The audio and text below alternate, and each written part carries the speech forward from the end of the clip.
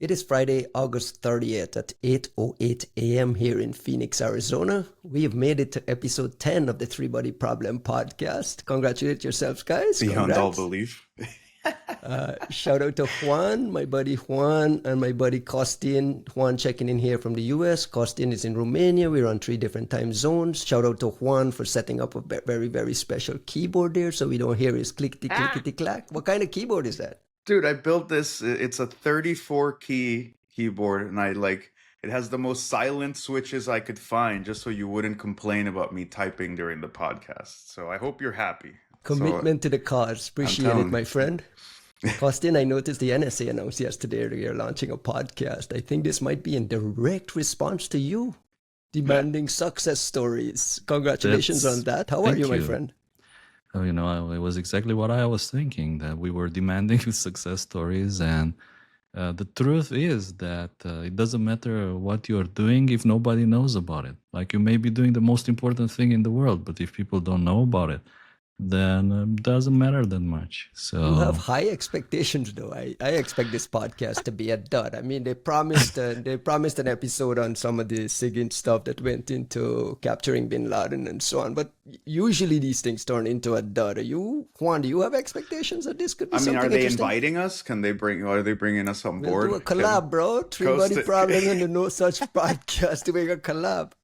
No such buddies. What are your expectations, though? Seriously. I mean, there's what I want to see, and then there's what the government can provide, right? Like, what I want to see is semi-candid discussion about what they do, can do, won't do, etc., and where things have gone well. And I know that can sound unrealistic, but part of the reason that I want to believe, I would love to see it, is the USIC, the U.S. intelligence community has just a terrible track record of explaining itself and selling itself in the right light. And we're in a particularly dark time when it comes to trust of government, trust of the intelligence apparatus as something that is working very, very hard to keep us safe and free and to save the Swifties and all this shit. So, like, it would be nice to have Hayden and some of these other folks come out and say, yeah, this is the super cool shit that we do to protect everybody. And maybe that way people would actually feel that it's worth it to go spend 3-4 years working at the fort as a mole person without seeing the sun, without smoking any weed, without doing and without getting paid properly, et cetera, just so that they can do some really cool shit for their government. So I do think there's good reasons why they should embrace PR. Is it in their wheelhouse? Are they able to do it? I don't know, man. Like, not historically, but who knows, right? But Costin makes a great point. It's important that we have these kinds of validations for some of the things we're hearing in the background. It's the question we asked of Dave Vitale. And this whole notion of success story, I noticed you threw out the Swifties there, but the CIA actually had an official come out and say, listen, a lot of our work went into warning the Austrians? Is it in Austria? I don't even remember where. Say again? Australians. No. Where the Taylor Swift concert was going to be held. I thought it was Australia. No. It was going to be somewhere in Europe. European. Anyway, isn't that a success story, Costin? Like when there are big incidents that get thwarted. You have to imagine there's a cyber component. If there was a cyber component, but you can't be sure. It may be a pure human.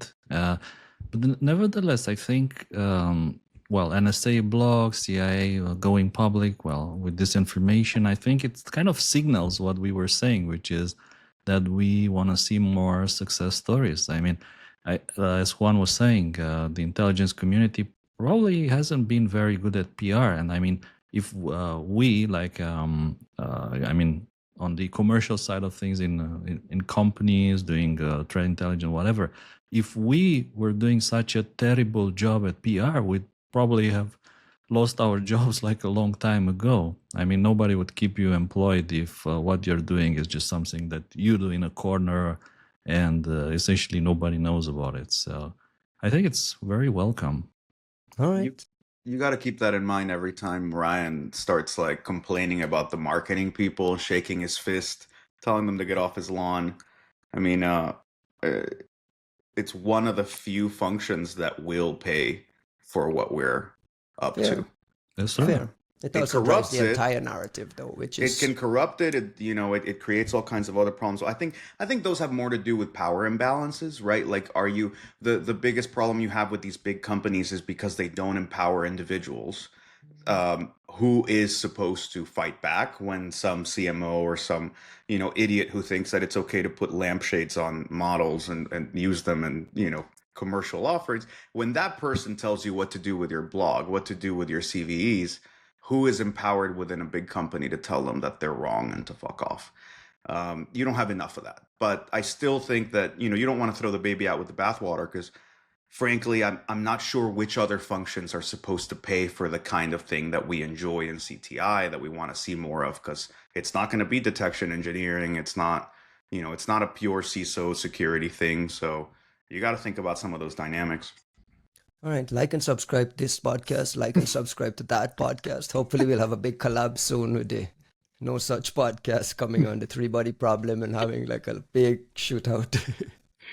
Let's pivot to the news quickly. Big story this week, obviously, was Volt Typhoon caught by Lumen Technologies, Black Lotus Labs. Shout out to Danny Adamitis and his team there, Mike Horker, for research work into finding a zero-day exploitation of a bug in Versa Director, a file upload thing that was...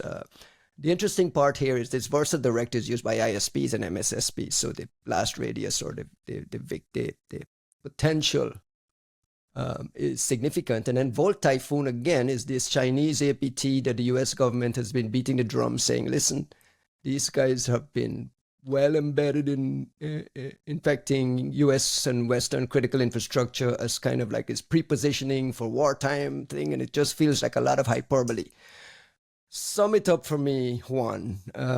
There's a lot of moving parts here. No surprise that things like Versa Director is a target base for these guys. It's not a surprise. And frankly, look, Volt Typhoon is a pretty interesting threat, and there's a lot of things that we could and should discuss about Volt and about the U.S. government's response. And all of this is coming from the original discussion about Volt Typhoon kind of popping Guam and how much that was considered sort of prepositioning for some kind of warlike response, which really panicked a lot of people. However, in this particular case, I mean, look, always shout out credit to Danny Adamitis, Michael Horka, the Black Lotus team. They do amazing work, and they have visibility that I don't think anybody else does.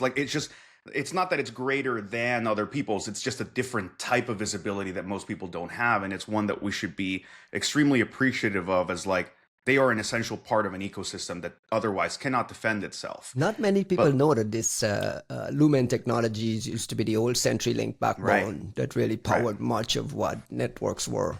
I'm back to the 90s, right? Yeah, and I'm so thrilled that they've been seen it fit to invest into a proper research team and enable them. You have Ryan English over there. There's a lot of great people, and they're doing God's work, sort of putting the stuff out there, particularly when you look at something like Versa and the way that they've responded to this thing. Because I'm sorry, I'm feeling super hot takey today, in that I'm looking at the Versa disclosures, and when you read something and someone's lying to you, when someone's just the way that they write something, they're trying to sideshow you away from what actually happened. That's the entire fucking Versa disclosure. Are you talking about because I noticed there's a big line there in their acknowledgement of the OD that this is because of firewalls that were not properly configured based on 2015 and 2017 guidance. You laugh. No, wait. Let me set up the question, because you laugh. There is a shared responsibility thing here. If that's the truth, assuming that's the truth, and people have not configured firewalls properly based on guidance from 2015, 2017, can you totally blame Versa here? Yes. Okay, absolutely. so get into it. Absolutely. So first of all, the fact that you start, that is the first bullet point in the entire disclosure. It's you're literally saying, if these fucking idiots had somehow followed our firewall guidance, our hardening this would not guidance, have happened. from 9 years ago, this would not have happened. And I ask you, that's sir, a flex. That is not a fucking flex at all. Come on, I told you 9 years ago to fix it properly. You're sitting in there. Because you didn't. Click on the fucking links. You go you get hit with a fucking login, like authentication a support page. Portal. You get to a login support portal page. Which, I'm sorry, if you get a device from your ISP, if you get this from, you don't have those credentials. You're not a direct customer of Versa. Second of all, if those were your firewall and hardening guidance from 10 years, why the fuck isn't it the default settings on your devices? Well, maybe they're all 10-year-old devices that have just been left in a state that you, Mr. Victim, left in a state of disrepair. You, Mr. Victim, for whom, I'm sorry, there's so many aspects of this that are fucked up. I don't understand, like, this is not the only vuln that's at play here. There's an issue here, right? Like, is it local privilege escalation or is it remote code execution? Like, can I upload the file and run it fully and like get complete access? Or like, if I happen to have a file on this device, like, can I do whatever I want? Because they're not acknowledging the vuln in what is probably supposed to be 2 vulns, and they're just like obfuscating right past it. And then look, even if you give them all of that, even if none of that matters, where is the guidance and the insight as to what happens to these people that have been popped because of your devices since June, which is when you first get the disclosures? And no one's been able to do anything. And what you come out with is like victim blaming bullshit. No guidance about how you can tell if you were a victim. What happened when you were a victim? What do you do now? Like, all of it is just like, I tweeted out this too shall pass, like kitschy bullshit, because that's the approach to this. I think Versa's just sitting around hoping that like something blows up real quick so that everybody can forget that this happened. And that's not the right guidance for a situation like this. We got a lot to get to in this, but I want Costin to jump in here. When a vendor says, listen, you're not using my prescribed secure lockdown guidance, is that fair? I mean, should we talk about a shared fate, shared responsibility model, and the big cloud providers are having this. They ship you a cloud thing and they say, here's the, prescribed rules for setting it up properly. And then you don't set it up properly, you get popped, and then whose fault is that? Juan is, I mean, there's probably a lot of talk there about who's telling the truth or not, but you got a take on that? Well, when you say guidance, it means exactly that. It means it's not mandatory and it's not default. So you can set up any way you want, and essentially it's your responsibility if you're not following the guidance. Now, I'll be honest here. I've been on that side of things before, when there were, let's say, problems, issues of all sorts, because people don't follow the guidance. And we discussed this a lot of times, trying to understand why, let's say, 2FA is not default. Like, why is it not enabled by default? And that actually kind of mitigates the issue when a threat actor gets the login credentials, and with those login credentials, essentially gets remote code execution and owns the entire infrastructure or deploys malware on all the machines through an administration console. And the answer from the developers was that actually more people would complain if you make those things default compared to the number of people who complain that it's easy and very convenient. So if you force 2FA by default, they tried that in the past and they got like, thousands of complaints. So I think it's an issue of usability versus security, like the problem that is as old as the world. And it's like the most common excuse whenever this happens is they didn't follow the guidance. Juan, what is the guidance if you've been popped here? Because that was one of your complaints a minute ago is, listen, once you've been popped, there's no guidance on what to do. If you have customers coming to you and saying, hey, we suspect, based on some IOCs, the Black Lotus Labs pushed out, which we'll talk a little bit about AV coverage as well, because there seems to be a big, massive gap there. What are you telling folks who believe they've been popped? Good luck. Like, I mean, that's the reality? Yeah. Look, it's the reality. It's the reality that this vendor is enabling, right? Because you look at everything they've put forth, and Versa has not said absolutely anything about post-exploitation activities. How do you verify? Like, moreover, like, how do I check my Versa device to see if this web shell's on there? If it is, like, have you guys cleaned it up? Like, what if I restart the device, is it gone, right? Like, there's nothing meaningful there. And then what we're talking about is the larger issue with these, appliances and all these, sort of devices where you look at it, you go, yeah, you mentioned DDR, right? Like, there's no devices on here there's no telemetry generation that's happening in these things in any meaningful way. There's no verification of how, like, the integrity of the thing. So good luck, right? Like, the big question here being, if somebody exists on your appliance, they have a web shell, they have access, they have creds, they're in your network. We're running into this all the time, especially with things like Typhoon and all this sort of like new Chinese like covert networks. Or I think what was the term? Orbs was a term that got dropped at PivotCon. What does orbs mean? Or God damn it, I can't remember. Operational relay box, I think. There you go. Operational relay boxes. Yeah. So like these sort of like covert networks, non-trip networks that the Chinese are using extensively. Like, other people are, but the Chinese KV are particular. Botnet was like the previously discovered KV botnet by Black Lotus Lab was one of those. It was like a Tor-like covert exfiltration channel, right? Think about how we're finding out about all these things, right? You have Black Lotus as like shout out to marketing, man.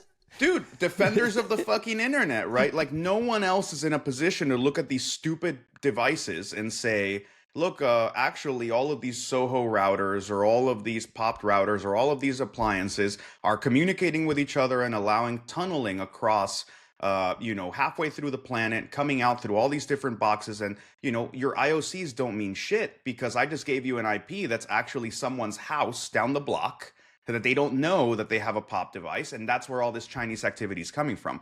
And like, keep in mind why they're doing it. For all of the conspiracy bullshit against the IC, they're doing that because they know that our beloved bureaucrats at NSA and everywhere else can't lift a fucking finger when these things pop out of residential networks inside of the US. So it is a very key, smart thing that the Chinese are doing, and they're doing it everywhere. And I'm hearing this from like 7-8 different countries in the Western world. So it's not a small thing. Not just the Chinese, right? Yeah, not just the Chinese.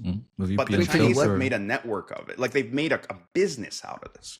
You said the IC can't lift a finger. What would lifting a finger look like?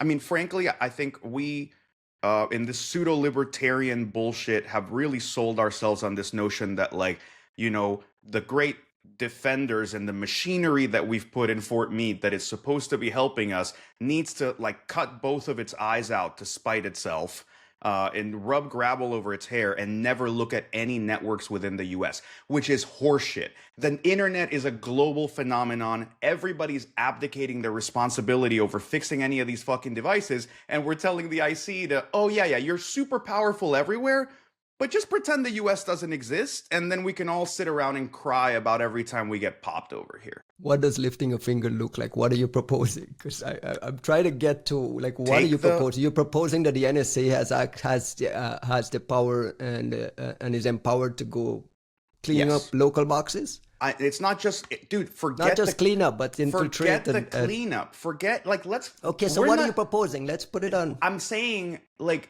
we're not even talking about cleanup, disruption, or containment. We don't even know the nature of the threat. We don't know the extent of the threat. And frankly, look, CISA doesn't have the capability, doesn't have the technical know-how, doesn't have the expertise. The FBI doesn't have the capability, doesn't have the technical know-how, doesn't have the expertise, and also can't seem to do anything without breaking a bunch of shit. And then, CIA doesn't play here, and NSA, which does have the capability, does have the expertise, you just told them to sit it out because it's uncouth. And, like, I just don't think it's fucking cute. I don't know, uncouth is the reason. Costin, are you comfortable with what he's asking for? Yeah, I don't know. Like, it's obviously not the first time. And I was just thinking that props to Black Lotus Labs for discovering this. It's the kind of thing that you'd expect the NSA to find, or the FBI, or whoever, and it seems they didn't, right? Although they did discover other similar things in the past, which raised the question how it was done in the past. Nevertheless, I was just kind of thinking that these orbs are kind of the answer from threat actors to the CTI Industries IOX. That's exactly what it is. We came up with IOX, so they imagined the orbs as a response to the industry coming up with IOX. So where's the solution? Like, where do you balance privacy and the NSA tapping What's the fibers? What's the next chess move? I don't know. Well, dude, there's another side to it, right? The only reason we're having this conversation about NSA playing, like NSA is coming to play, is us saying, okay, call your dad, because everyone here has like not been doing what they're supposed to do. Like, the manufacturers are not taking care of these devices. The ISPs are not taking care of these devices. The customers cannot take care of these devices. The CTI industry doesn't play on these devices. So yeah, we're getting to that point where you go, well, fuck it, call in the giants, because, what else do we do? Who's responsible, right? But I think, if No you're one. strictly speaking about that, no, the FBI should be. I think it's within their attributions. Wait a second. FBI is a law enforcement body. It's not an intelligence body. That's really the problem here. Is like, there is no one doing local intelligence. Intelligence is nowhere near the FBI. And I mean that in every possible way. So, like, I really don't think they're the ones that we should be talking about. Like, oh, what are they going to do? Go walk into every house and, like, unplug every device? Well, there was such a case, by the way. There were indictments in which the FBI did go to people's homes and they asked for access to their routers, and they dumped the routers and got the malware out. So, knowing about VPN filter, right? Mm-hmm. I'll remind you guys that the KV botnet that we were just talking about, the US government, with the FBI's help, did a massive takedown and neutralized that botnet. But problem, how did they find end of life about it? Soho things that will be reinfected down the road. Yeah.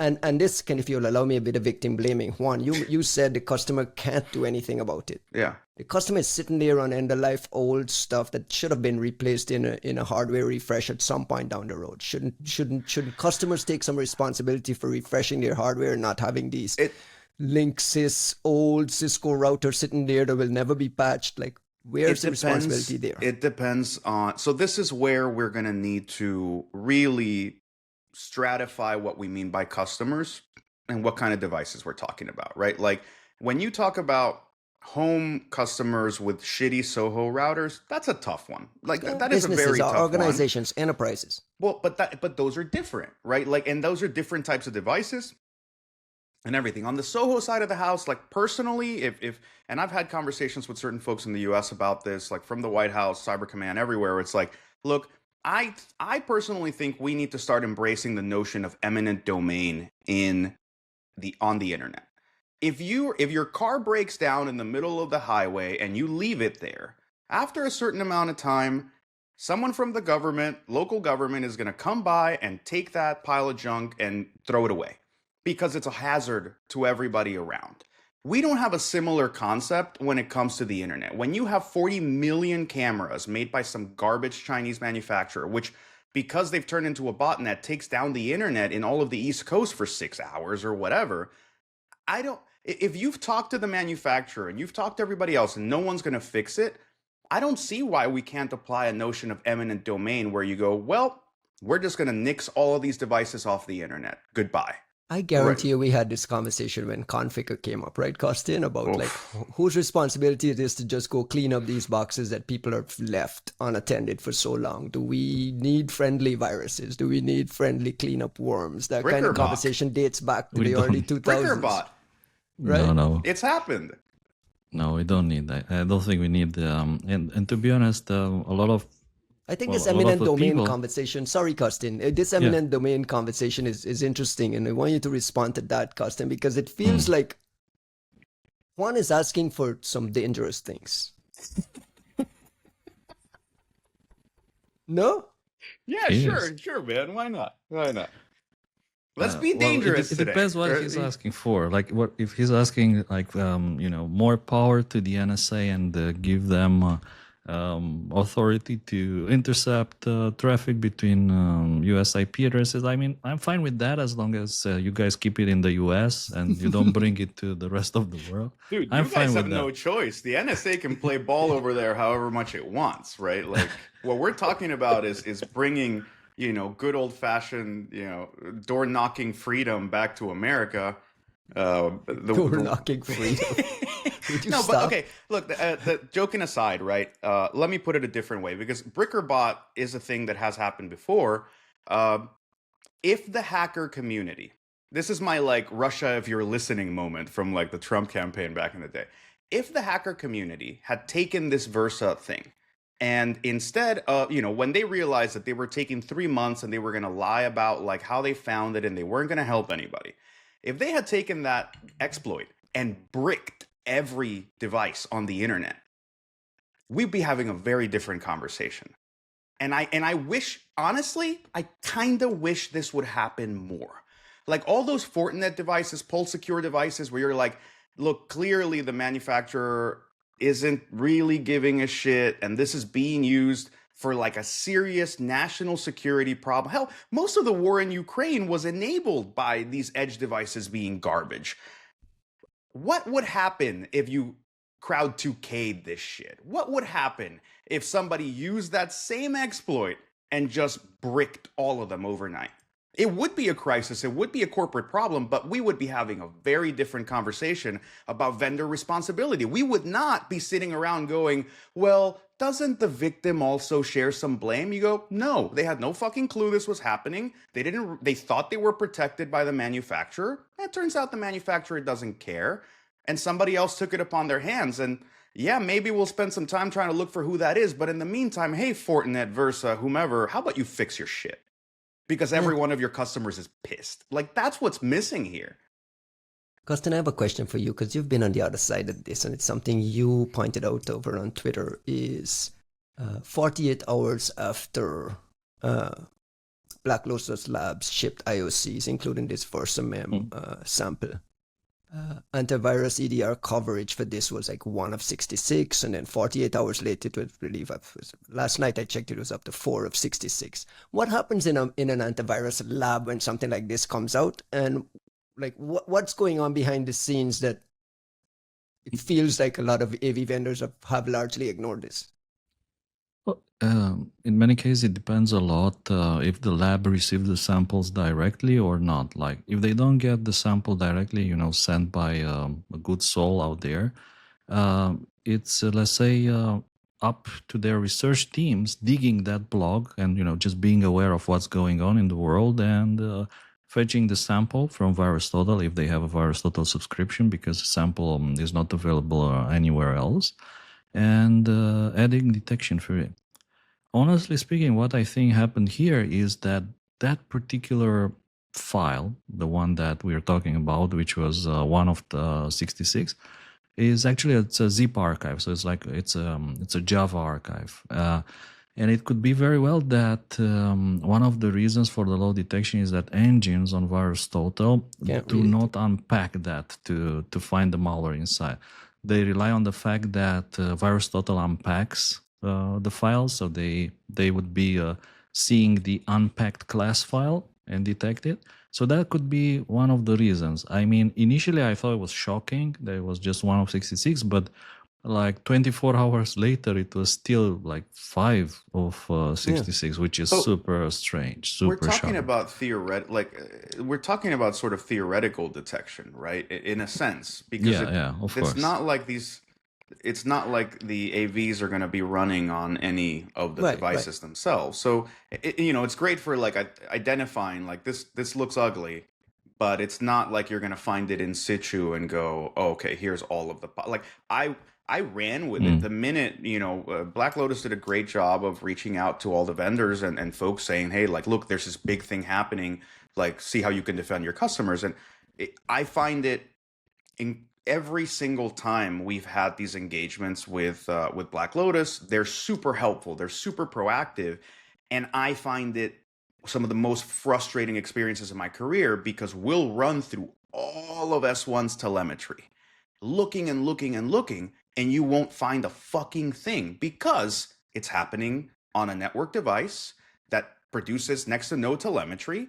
And then what you are hoping for is that you magically find the lateral movement activity that comes from that device to the rest of the network. And in some cases, we have found it. We've had incidents where our differ or MDR people realize, like, hey, there's a Cisco appliance, there's a whatever appliance that keeps moving laterally, and then weird stuff starts to happen on endpoints. And that's the luckiest indication you have.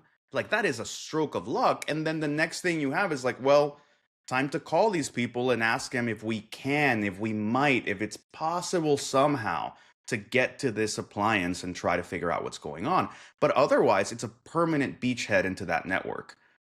Juan, I also heard previously you mentioned some vendors requiring NDAs to even look at that stuff. Yeah. Can you dig in a little bit into what you meant? Because I wasn't clear on what you were saying. To the extent that I can, as like something that you can't even talk. Well, about no. You can talk about having. I haven't signed any fucking NDAs. I can tell you that. Tell me what they're asking. I wish someone would come at me with one of those, but frankly, like, I haven't had to sign them, and the people who've told me about them are people who clearly should not have told me about it because of that. Like, essentially, what was happening in the earlier days, I don't know if this is still a practice, but what happened in the earlier days of like the Vulns and Fortinet, PulseSecure, and so on, is that when you wanted to have an engagement to say, okay, like, something has happened, I need you to check this device, I need to know what's in it, you know, what's going on, the whatever terms are involved in, like, you being able to inspect a Barracuda device or a Fortinet device or whatever, comes hand in hand with, and please sign this NDA, and then we will help you with the inspectability of your device. Which is, I mean, definitely, like, you're holding someone bent over a barrel who has no other choice, but also it's actually quite terrifying, because what we're seeing with certain Chinese infections into some of these devices is they've wisened up to that as well. So if you try to do certain types of commands, if you try to dump a certain kind of core, if you do things on that device to try to check to see if it's infected, in some cases, they'll restart the device and the whole thing is gone. So this is a very delicate thing that requires, like, that could really use the expertise of the motherfuckers that built this thing, and they're the ones that are least interested in knowing what's happening on there. Costin, this status quo sounds crazy, though, that there's no network telemetry that gives you any sort of hunting ability. The Chinese are using it to get into critical infrastructure to pre-position for physical combat. We can't defend ourselves. The NSA has no, there's no eminent domain. The NSA has no authority to go down and clean up. Like, what? Just a podcast. Is this, I mean, in all seriousness, is this just kind of a lot of hyperbole, or you believe this is as serious as it sounds? It's a state of things, I guess. It's just how things are nowadays. And I guess that a lot of people listening to our podcast are now coming up with a lot of business ideas, how to create products that close these issues. I mean, I have a couple of ideas on how to deal with that.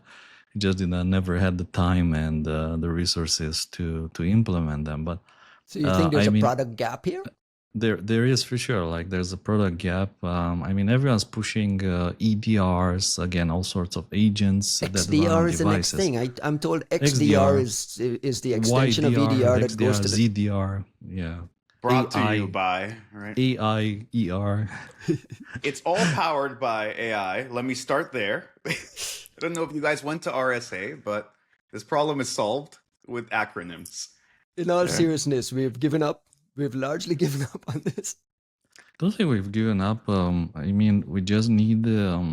This is for sure. It's a kind of a paradigm shift, and we need some new solutions to this new world, like solutions that allow you to remotely check these devices without running any kind of code on them, like remote attestation, if you want. Integrity checks, collecting more telemetry, syslogs, putting more emphasis on analysis of network logs to spot anomalies. So I think that this is probably where we need to move. Like this is the direction that we need to invest in, and these are kind of products that are currently missing.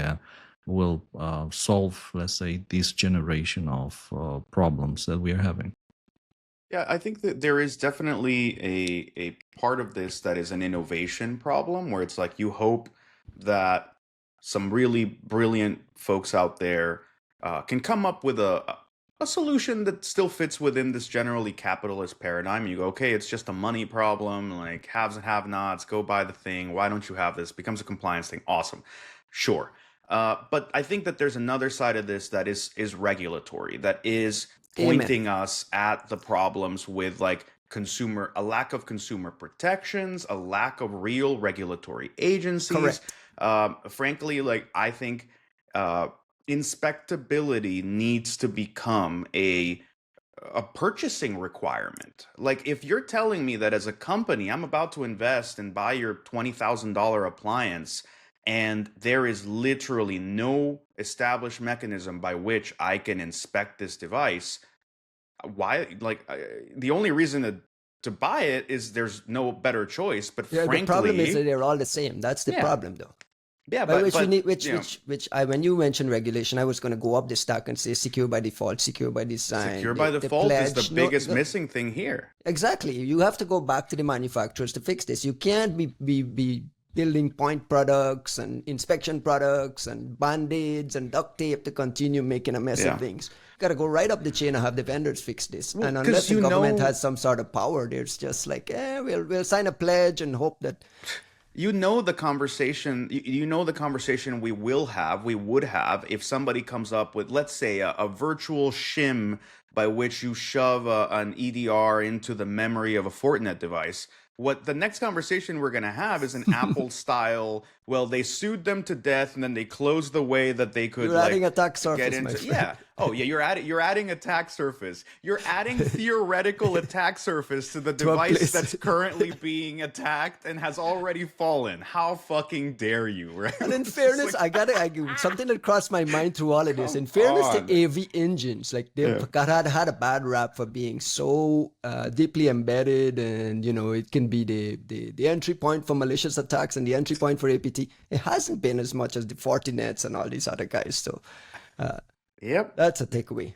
I tell you guys one thing, which is that what I learned like all these years is like stay away from appliances. Like just stay the hell away from any kind of appliance that you cannot inspect.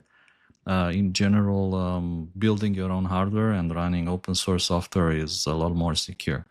But there is for sure this issue that you pay, as you're saying, you're paying like $20,000 for an appliance. You install it and you think, okay, now I have my security. And then somebody hacks that appliance with a 0 day, and from there they move in your like whole network, they deploy ransomware, and then suddenly you have like a bigger problem. And there's no accountability. I mean, who's responsible for this thing happening to you? It was like a 0 day. You didn't do anything wrong. Right. Who's responsible? You paid $20,000 for the privilege to be ransomed. I think that's totally on point. What I'll say is, what is the alternative in the sense of, okay, you presumably need these high-end, high throughput, high bandwidth devices for all kinds of enterprise needs. And you would expect that if you're paying more money, you're going to get better service, which, to be fair, I get the sense that Cisco is a lot better about this, but you're paying the Cisco premium, right? Like you're paying a little higher, but they are a more responsible vendor. That might be the only responsible vendor from what we've heard as far as these appliances go. But if you take that off the table and you're saying don't buy appliances, like, is there some like ubiquity version? Is there like, what is the like semi-open source, open WRT version of things? And can we shove a network detection and response thing into that stack? Because you have to give someone an alternative, right? Costin, I can tell you what the cool kids are doing. Please, I want to be one of the cool kids. Come on, you want to be the cool kids. So what the cool kids are doing at the moment is like buy their own hardware or like build their own hardware, which is typically Intel hardware, but with some high performance network ports on it. they deploy Proxmox, which is a virtualization software, and they run pfSense, which is a FreeBSD firewall and network management solution on top of Proxmox. So this is what the cool kids are doing at the moment. And that's where you're going to put your agent, you can put your agent inside Proxmox. You Costin can run it. DR. You can put it inside the pfSense box. The nice thing here is that because you control the virtualization, you have full access. You can inspect everything you want in there. You can essentially have VPN, like you can have everything. So it's one of the solutions that I hear people start selling boxes, using more and man. more. Come on, you're leaving money on the table. Last word on Volt Typhoon, Costin. You mentioned on the last episode this blurring of ransomware and APT lines. I got a banger of a quote from Joseph Men in the Washington Post from Chinese embassy spokesman Lu Pengyu. Lu Pengyu says Volt Typhoon is actually a ransomware cybercriminal group who calls itself the Dark Power, and is not sponsored by any state or region. So they're outright with basically with the lies, with the muddying of the waters. You were ahead of that, Costin. Yeah, we talked about it the last episode, right? Yeah, exactly. We laugh this off, just dismiss this and laugh it off.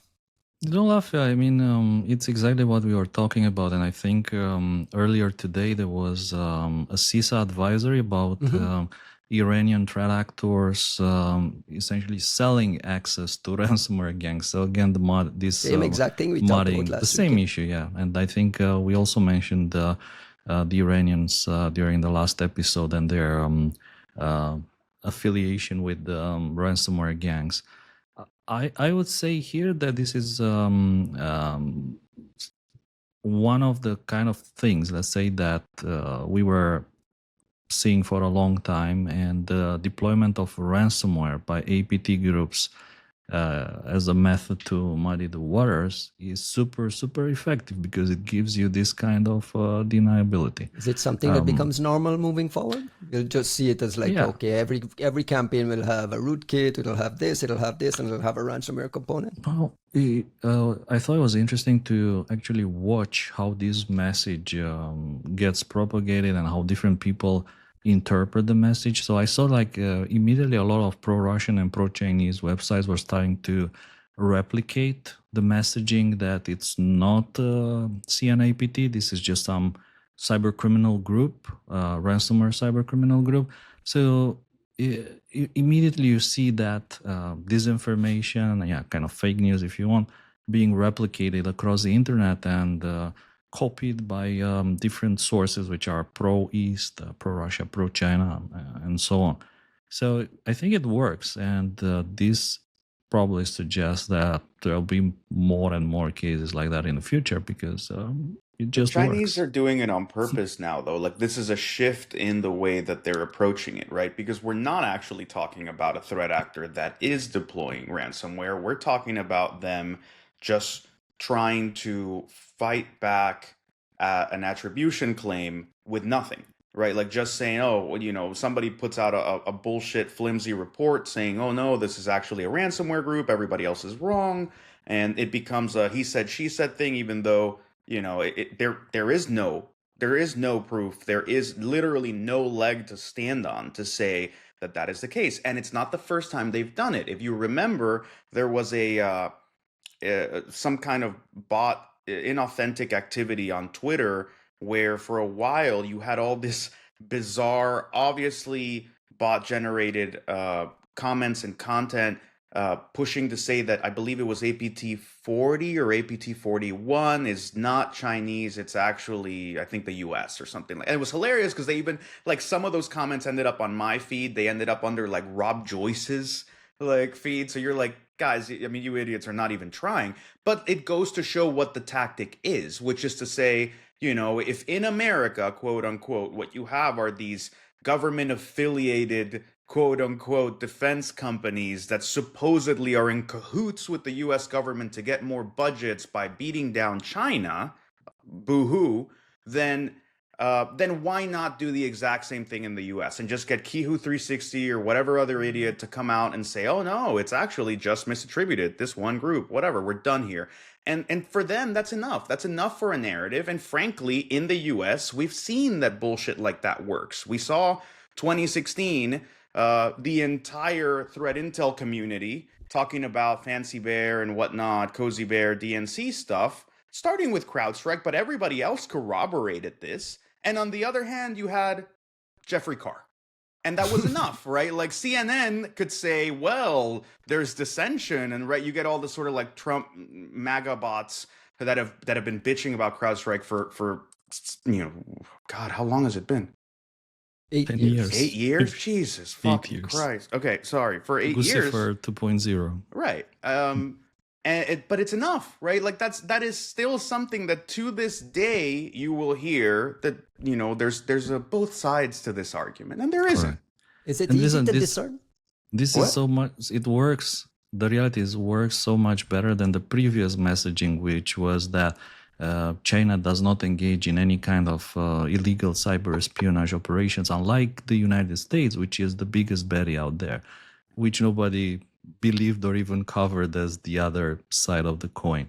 The fact that, now different state actors are saying that, well, this APT, whatever, or Storm, or Typhoon, or whatever, is just a ransomware group, and there's like hundreds of them. Is a much more powerful message. My question to you, Costin, is it easy for you in the lab to discern what is ransomware and what is APT and what is mixing it? And how many, all of these nonstop daily 8K SEC reports on ransomware might just be APT masquerading as ransomware? I tell you something, it used to be easy, but it's definitely not easy anymore. So I was actually planning to look a bit into this dark power, and I think... so there is a dark power. As far as I know, there is a dark power ransomware, which is some kind of ransomware that old Typhoon was deploying. Like, again, but this reminds me, I think I mentioned it, Stripefly, a couple of episodes ago, which was a very similar group, an APT group with some very advanced tools, 0 days, whatever. They were deploying a very unusual strain of ransomware. Like in one particular case, they deployed it against a media institution in Taiwan. And then, like, as the story became public, they just offered the keys for free. So they just like decrypted the data for free. Whoops. Which was like super, super weird. Like typically when they decrypt, let's say, certain targets for free, that's not ransomware.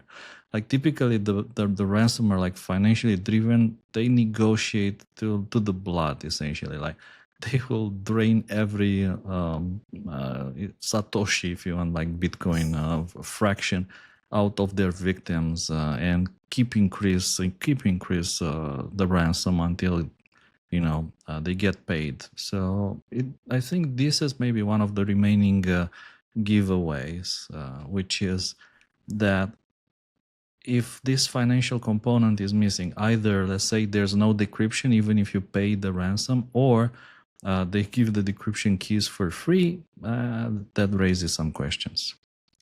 Another topic in the news this week that's near and dear to this podcast's heart is Google tag discovery of APT 29, Midnight Blizzard Nobelium, caught using iOS and Chrome exploits that were previously deployed by NSO Group, Intellexa, these commercial spyware vendors. Is there any room here that this could be just pure coincidence, Costin, or this is a solid discovery of reuse? No, the names of the variables, like inside the exploits, they're just the same. Like what we can have here, I think there's a possibility that maybe the same people sold both to APT29 and Intellexa, NSO, whatever. The other possibility, I guess, is that maybe APT29 just bought these products, reverse engineered or targeted themselves, and they just extracted the exploits. And I guess the last possibility is that they were targeted with these exploits, which they captured, reverse engineered, and reused. But if you ask me, I suspect the most likely explanation here would be that they bought from the same source. Now, to me, it's interesting that APT29 is doing these kind of things. It's not the first time. They were doing this LinkedIn targeting a couple of years ago with iOS and days. I think they were at the moment. It didn't install malware, but it was just stealing cookies. So people were being messaged over LinkedIn, and if they click the link, their cookies are gone, and then the attackers could just reuse those cookies to steal their emails and so on. So it's kind of interesting that APT29 is poking at this subject, even if they don't have dedicated high-end malware for iOS. Before you go, Juan, I want to ask you a quick question, because Costin didn't mention this possibility. Conspiracy Ryan is asking, is it possible that APT29 is living in NSO and living in Intellex's boxes? I mean, that's you have to imagine. These guys broke into Microsoft and stole executive emails, source code, customer emails. You have to give them that. You have to put that on the list, no? They could, but I actually want to point out a different possibility that was brought to me by somebody much smarter than I yesterday, which is that I'm going to paint a picture, and it's going to sound kind of nuts, but think about this. Conspiracy Juanito? Yeah. Has Apple succeeded so greatly in making certain parts of the iOS exploitation toolchain so hard? Because look, you talk about it as if like somebody bought an exploit. And that's not really what we're talking about. We're talking about somebody having a chain of exploits. And if you look if you read very carefully into that Google blog, they're not necessarily talking about a whole shared exploit chain. They're saying that there are shared components.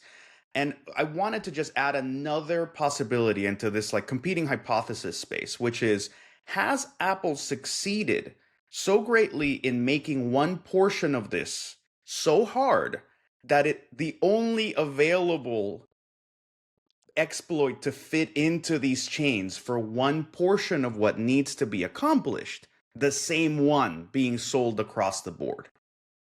Right? Like, whether it's a component of persistence, or it's a component of breaking out of the sandbox, or it's a component, like whichever one it is, but that one part is so hard and so scarce that right now NSO, Intellexa, and maybe some other Russian supplier or Russia-friendly supplier, it's the kind of rumor that falls off the back of the truck that is very hard to believe, because we think, well, come on, there's no way that's the case. But I do want us to consider it. Because we want to consider it. Apple has made efforts to lock down things privately without saying anything. I mean, the Blastdoor mitigation was found by Google Project Zero, and Google mentioned in this TAG report that lockdown mode worked. Apparently, lockdown worked, right? So I'll bitch and complain about Apple on inspectability all day long, but you do have to give them immense credit for what they're doing in just raising the bar, the difficulty of exploitation across software and hardware stack that they control. So I do think there's that element. Now, there's another thing that I want to point out in this APT29 attack, which is the cookie stealing, which is the point of the attack. Personally, I have this belief that, and it's completely unsubstantiated, but I have this belief that there is no way that we're going to continue to see spyware mercenary vendors focusing so hard on trying to keep this iOS or mobile charade and back and forth cat and mouse game going, when it's becoming so expensive, so brittle, and so difficult to maintain. If you can get the same net information by virtue of hitting cloud services directly, which is, our backups are on the cloud. Most of the stuff you do on your phone is connected to some cloud service that is holding a bunch of your data. The cloud providers are not putting any effort into inspectability, nor are they letting somebody tried to, grab your whatever, iCloud backup or get into your email and this and that way. I mean, in some ways they are, but they're not really giving you details. So if you tell me, I run the new NSO, right? I'm NSO 2. And what I've learned is that it's going to cost me an arm and a leg to try to get iOS exploits and to try to persist on these devices. And then at any given moment, Google tag or Project Zero is going to come out and burn my chain, and I'm screwed, and I need to go find the same component all over again.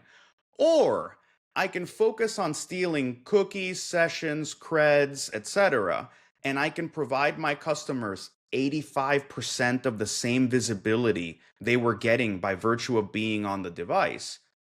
You're telling me that I wouldn't pivot into that model? That no one is even bothering to check those cloud logs? In some cases, they don't even exist. In some cases, even if you get the stupid notification that like a nation state is targeting you, no info about the IP, about the infrastructure, about what they took, about what they did. I mean, that is where that market must be going, if not to say should be going, because it doesn't make sense to keep trying to beat your head against that brick wall. Costin? And I think there must be also quite a significant price difference between these exploits. So I'm maybe, I don't know, unlike Juan, I'm confident that there are still zero-day chains like full remote code execution with jailbreaking. I'm confident that they are available for purchase, maybe like $3 million, $5 million, $10 million. I am confident that these are still available. But at the same time, something like this, these cookie stealer style exploits, which are not even 0 days, they are end days, right?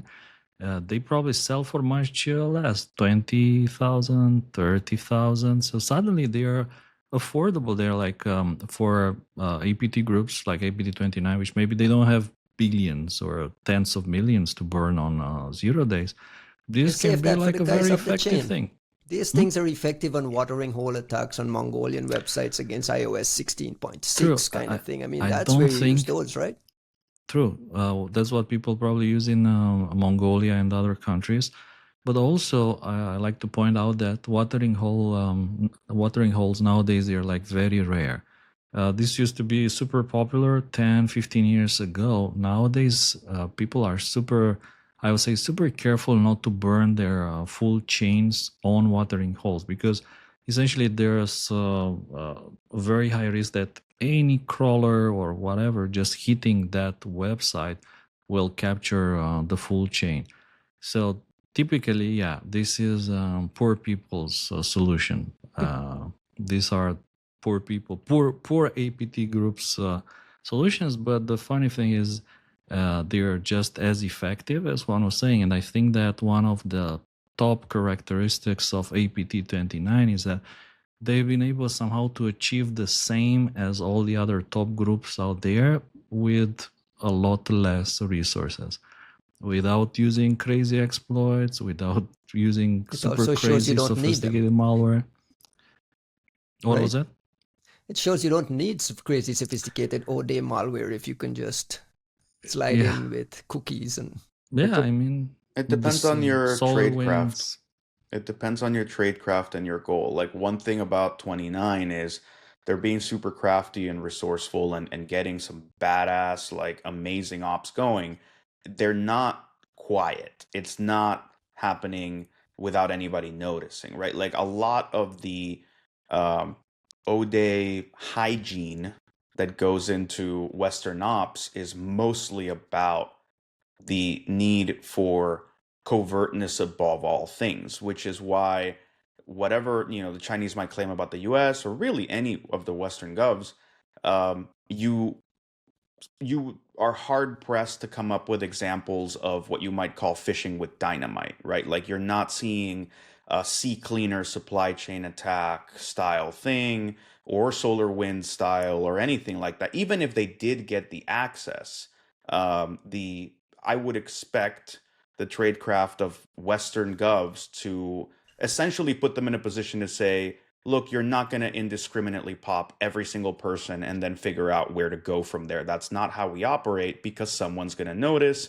and we were never here. And that's the ultimate priority is not the data. It's we were never here. After that, what can we accomplish? And it's just a completely different school of thought.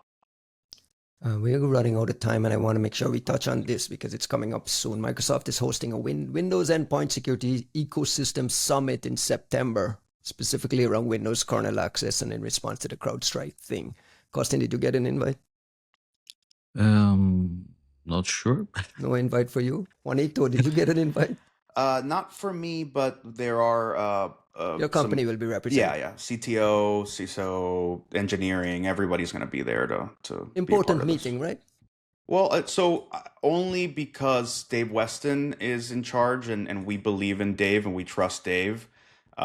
Because look, I would normally come out swinging, thinking that this is like some cynical attempt to then take us into changing the access to the kernel. You remember my Echo Party keynote, right? Of course, and I mean I think that's a great keynote, and we should let's repost that because it is really on point. But let me just say, I think Microsoft bringing in the companies to have a conversation under the auspices of somebody like Weston, who is genuinely interested in securing this thing rather than just like having regulatory change and capture, is an incredibly good sign. And I applaud it, and I hope that it turns into some new paradigm between the endpoint vendors and Microsoft. I want to believe it. I refuse to be cynical ahead of time, right? Like you got to give them that opportunity.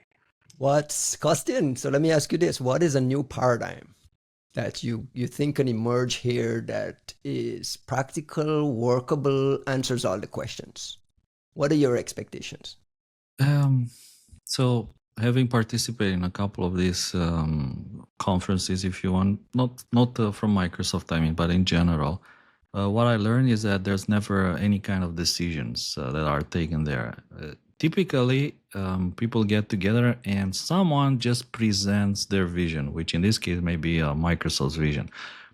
They might, ask for feedback. They might collect some kind of thoughts from the audience, but in reality, no decisions are typically taken. Well, actually, the decision is already made. What you're saying is that they come into it and a decision made, and it's basically a communication venue. Correct. I get a sense that in this case, there's a genuine attempt to find a balance between the European Union stuff, Windows Defender stuff. Like there's a lot of equities at play, but I get the sense that there's a genuine attempt to avoid a repeat of the CrowdStrike incident, and there will be some sort of change, some sort of API thing, some sort of technological thing will come down the pike. You're saying they already know what they want to do. They're going to come and just kind of do this communication. So yeah, the only thing probably they'll come and show like this is what we are gonna do, and we need you guys to support us. Like that's I think what typically goes behind closed doors at these meetings. And some people might say, yeah, it's actually good for us to support this, and actually we need to be on the same side. Maybe other people will be upset, like, this cuts our access, so it's bad, so what are we gonna do? But in the end, I think, as you were saying, probably the decision is already made. What are you hoping for, though? I mean, in keeping every bit of equity in place, what are you hoping for?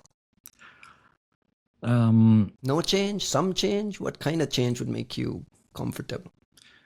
Do you remember what I said, like when we were discussing this? Like, if I were the person who has the power at Microsoft, I would say, yeah, like speed is not the most important thing. Like if we can make things more reliable and more stable, and if what it takes is a bit of speed, I'm actually willing to trade the speed for that security. So if you ask me, if the goal here is to make a more reliable kernel, like one that is more stable and one that can survive crashes of company like third-party provided drivers and code, I'm happy with that. But I think there has to be some kind of a trade-off. You cannot expect the same kind of reliability that other operating systems have, and the speed at the same time. So you have to essentially trade speed for reliability. Nothing from Juan? No. I would. What are you hoping to get out of it? Like, what do you think? You give me your feel heading into this meeting, or you can say you don't want to comment on it because look, I would like to be surprised, in the sense that, like, for me, the paramount thing to protect is inspectability. that is the whole business of what XDRs are doing. That is actually meaningful and valuable, and anybody who says otherwise is wrong. Inspectability is important, and it's what we're complaining about with all these other devices. And we get to complain about it on appliances because the endpoint, at least the Windows endpoint, is one that is relatively well covered due to the efforts of a lot of different companies. I would like to be surprised by what brilliant people who control and understand the kernel as it currently exists and what is possible, what can they suggest would be the new paradigm of inspectability? Can they surprise us with some way we hadn't even considered, where if we're willing to, cave on this thing and accept this other thing, then all of a sudden we have this wonderful new paradigm of inspectability wherein memory is more approachable, wherein stability is not a problem, wherein, you can do X, Y, and Z, and we can start spending less money and resources on anti-tampering, spend less money and resources on stability testing, and can just focus on inspectability. That would be absolutely wonderful, and I think it would be Microsoft taking charge and leading the way in something that everyone else is failing at, particularly Apple, and these appliance vendors we were discussing. That would be great. I don't want to discuss the disappointment version of what could happen in this, many worlds interpretation of Microsoft's summit. It's not a contentious summit, though, right? They're not butting heads. I don't expect it to be one of those. Well, I'll say this: even if they came up with the best possible version of things, that's not to say someone isn't going to bitch. Somebody's going to complain no matter what. But I think there's a very big difference between them saying, hey, we'll enable you to do things in this different way, and these are the benefits for you and these are benefits for us, versus them walking into the room and saying, well, the party's over, kids. We're going to go do this thing, and you guys are just going to have to suck it up and take it, and I don't want to hear anything about antitrust. It all comes down to what the proposal is and what they're bringing. There's something concrete coming, though, because they've kind of teased it in a previous blog entry, and this blog post talks about concrete steps to improve security and resilience of joint customers. So there's something on the pike, and there's something interesting. I'd like to be surprised myself. Final words, Costin. We're running out of time. What are you up to this week? I can't believe that we're going to close the episode and not talk about Pavel Durov's arrest in France. You're 1 hour and 7 minutes in, my friend. His exile is fake, apparently. He's been going back and forth to Russia 50 times since 2014. That's the thing with this story. There's so much misinformation and disinformation, depending on which side of the political divide, especially here in the US. There's a cyber angle, though. There's a story today from the Wall Street Journal. The whole thing is a cyber angle. His iPhone was hacked in the United Arab Emirates and in France. Interestingly, the two places that he just got citizenship. So I suppose the iPhone access in exchange for citizenship or passport. The exploit was too expensive. Give him a passport. Where do you land on this, Costin? I mean, there's a million things we can talk about here, and I don't want to just belabor the podcast going too long. But there's this whole narrative in mainstream media that it's an encrypted messenger. When, the reality among people who know is that that's far from the truth. And then there's all kinds of conversations around free speech and what it means. Give me the cyber angle and your take on this, since you brought it up. I think it's a very important story from many points of view. At least, let's say, from the point of view that this is being turned into whatever versus whatever. People turn this into either Russia versus Ukraine, or is it Trump versus Biden or Harris or whatever. It's a very, very polarizing story, I guess, simply because Pavel Durov is a Russian citizen. As far as I know, he never renounced his Russian citizenship. And it has kind of an interesting background here. I think not many people know that his brother is like an Olympic mathematician. He won the Mathematical Olympics. So I guess that possibly some could say that his brother is the brains behind all that technology, and then maybe he's the looks. I don't know. I mean, if you compare the photos, this is another new wrinkle here. It's a new wrinkle. That's one thing. The other, which looked very interesting to me, was that he's being accused of some crazy things, such as like providing cryptology services without certified declaration. providing cryptology tool not sold, ensuring authentication or integrity monitoring without prior declaration. So it's like it's a bit crazy. There's one thing that we need to mention for sure is that our good friend Ivan Kwiatkowski wrote I think a good summary about it for the French newspaper Le Monde, so that will definitely require for some of you Google Translate or ChatGPT or whatever. But I think it's an important story because it shows several things. That one, people can be very easily confused about the technology they're using, and they may simply trust something which is not trustworthy. Even now, after all these discussions that Telegram is not encrypted, I see people saying that, now France has the keys to the Telegram encryption. So I'm sorry to bring it to you that there's no keys. There are no keys. Everything sits in clear text on their servers, right? I mean, this is Telegram. You should view as like Twitter. Yeah, it's semi-public. Everything you write there is semi-public, and that was kind of always my assumption. That's the design, yeah. Mm-hmm. Now, why?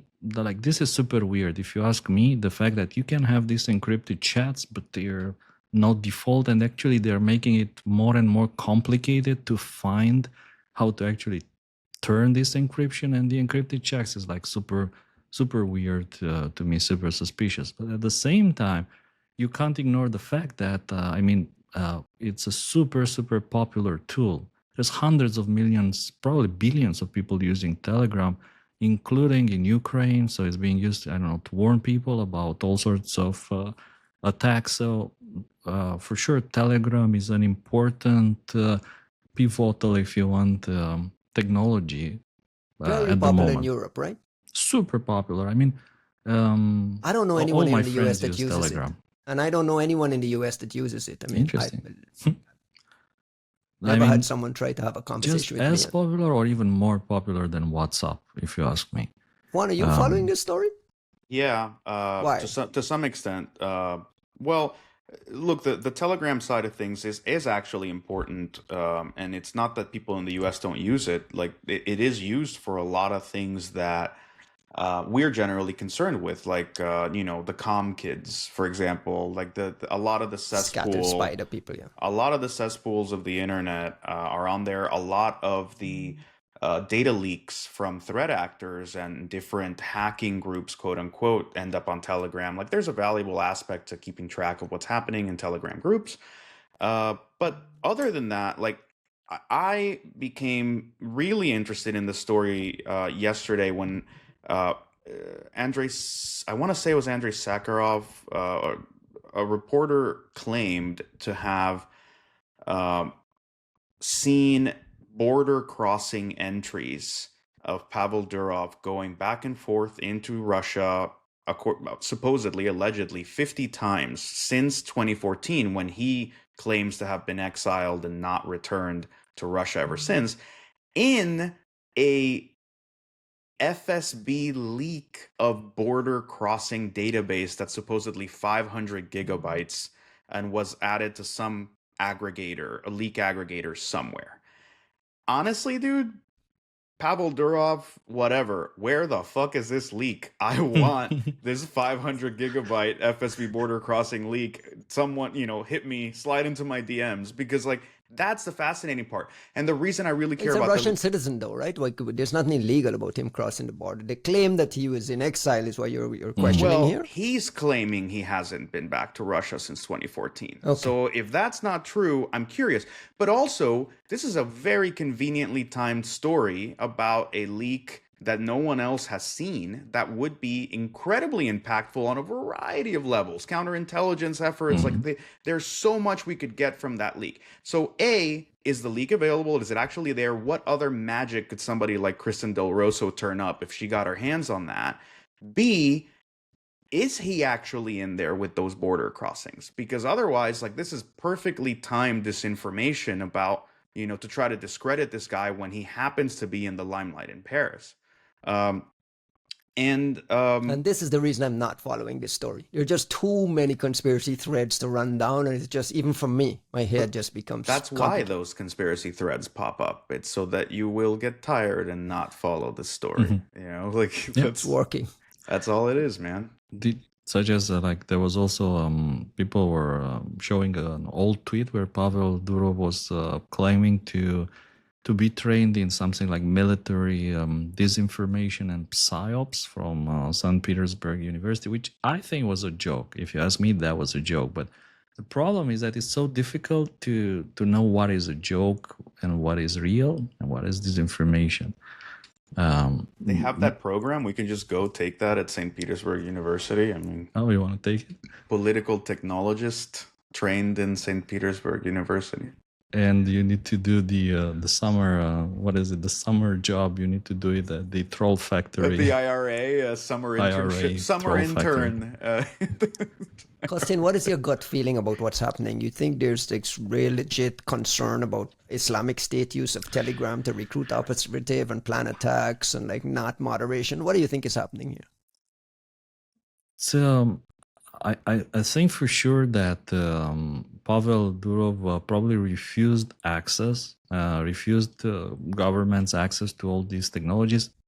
We need to say probably that the way he got the French citizenship is like super rare. So that doesn't normally happen. Like if you, Ryan, wanted to get French citizenship, I don't think they will offer that particular type of citizenship. I do want, but you want it, right?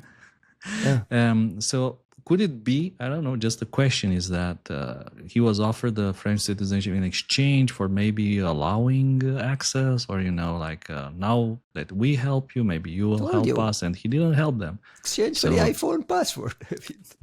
Operation Purple Music is the name of the iPhone compromise of his phones. I mean, that's... Oh. I tell you that one thing always I found amazing, and like I couldn't quite explain it, but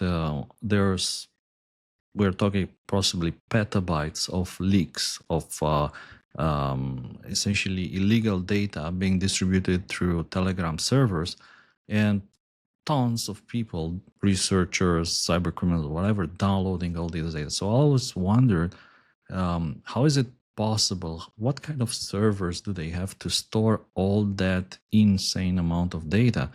And the fact that whoever is in control of that data, it has a huge access, has a huge visibility, to all the leaks, to all the criminal data that is being stored on these servers. It's an incredible power, NSA level kind of power, if you want.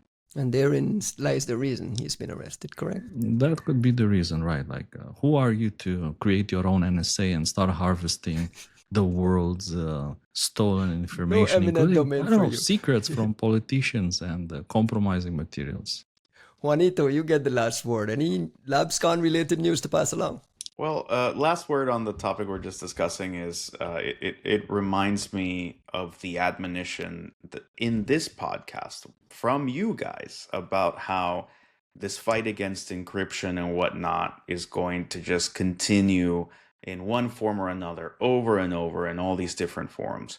And we know, encryption, quote unquote, under something like Telegram, but really what we're talking about is bringing these platform holders to heel and saying, hey, you really need to be playing ball with us in some form or fashion. So I am really curious about what ends up happening with this one, particularly since it's in a legitimate country, right, with some legal process and whatnot. And I'm sure they have a reason for it, whether it's the right move or not, totally different. But it is speaking to the issue that we're dealing with in the US as well, of just having no control, no input, not even reasonable discussions with Elon or Mark Zuckerberg or whomever else about how these platforms should be managed. So there's something big there. And then you asked about LabsCon. LabsCon is 2 weeks away, 3 weeks away, maybe. Yeah. We're sold out. We're completely sold out. It's completely filled up. The agenda's locked in. So now it's mostly sort of the excitement period, except for those of us that are speaking, which means it's now crunch time and panic mode. But really looking forward to actually getting there. So Enjoy your holiday weekend. It's a holiday weekend here in the US. Costin, last word for you. It's what always are you holiday up to? here. Costin is on vacation. But yeah, next week I'll be at the Underground Economy, which is a conference. It will be in Europe this time, I think, unless it's always in Europe. So more vacation for me if you want. Let's leave it right there. Take care, guys. Bye. Ciao, bye-bye.